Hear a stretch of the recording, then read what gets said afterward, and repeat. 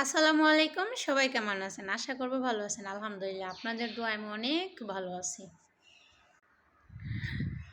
সবাই আমার চ্যানেলটাকে সাবস্ক্রাইব করবেন, বেল বাটন ক্লিক করবেন, আমাকে সবাই সহযোগিতা করবেন। আমি আপনাদেরও একজন হইতে চাই। আর এতদিন সবাই জানেন যে আমার ফ্যামিলিতে খুবই একটা সমস্যা ছিল, ইমোশনাল একটা সমস্যা ছিল, যেটা আমি চাইলেও কারোর সাথে প্রকাশ করতে পারি নাই। তারপর খুব মানে একটা কষ্টেই ছিলাম। আলহামদুলিল্লাহ 100% থেকে 70% ওকে হয়ে গেছে, বাকি 30% রয়ে গেছে।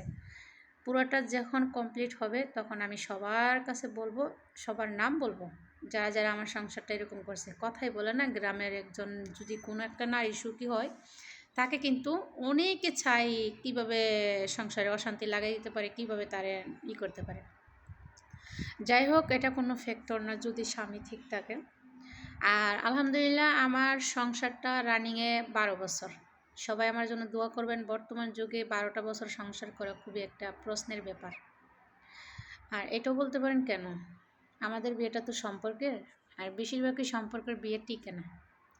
এখনও একসাথে শাশুড়ি দেবররা সবাই একসাথে আছে। আলহামদুলিল্লাহ আলহামদুলিল্লাহ, আল্লাহর কাছে শুকরিয়া আদায় করি যে এখনও একসাথে থাকতে পারতেছি।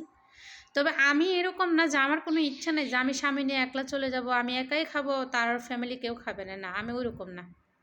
তো আমি কিন্তু কারো বলি না যে আমার সংসারে অশান্তি, আমার এইটা সেটা, এমুক তেমুক, ওগুলো আমি কারো বলি না। আমি কষ্ট থাকলেও বলি আলহামদুলিল্লাহ, সুখে থাকলেও বলি আলহামদুলিল্লাহ। আর আমি তো কোনো কষ্ট নেই, আমি সুখেই আছিলাম। তবে আমার মতো যারা প্রবাসীর বউ আছেন সবাইকে বলবো আপনারা সবাই আমাকে একটু সাপোর্ট করেন। আর যারা গ্রামে আছেন বিশেষ করে, তারা শুধু গ্রামে থাকার পরেও এমন কোনো সুবলিখোর মানুষের কাছে কিছু বলেন না, যার কারণে আপনার সংসারে খুবই একটা এলোমেলো হয়ে যাবে। আমার সংসারটা যেরকম হয়েছে, আমার নিজের আফন একটা আন্টি, আমার মার বোন, আমার খালা, ইভেন আমার চাস্তো মানে আমার শাশুড়ির চাচাতো বোন লাগে, ওই একটা মহিলা, আর পাড়াপড়শি একটা মহিলা, 3টা মহিলা আমার সংসারে খুবই একটা অশান্তি লাগাই দিয়েছিল, যেটা আমার সংসারে খুব কষ্ট হয়েছে। তবে 2টা চোখের পানি ছাড়া আর কিছু হয়তো আমি ফালাইতে পারি না, আর কারোর কাছে নালিশ করতে পারি না, তো নিজে নিজে বিয়ে করছি সেজন্য। তবে আলহামদুলিল্লাহ এখন মোটামুটি একটা লাইনে আসছে।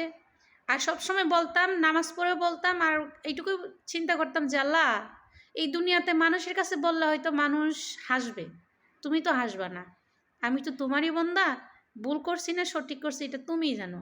আর আমার যদি কোনো ভুল থাকে তুমি আমাকে আল্লাহ মাফ করো, তারপর আমার সংসারটা টিকিয়ে রাখো। সবাই ভালো থাকেন, আল্লাহ হাফেজ।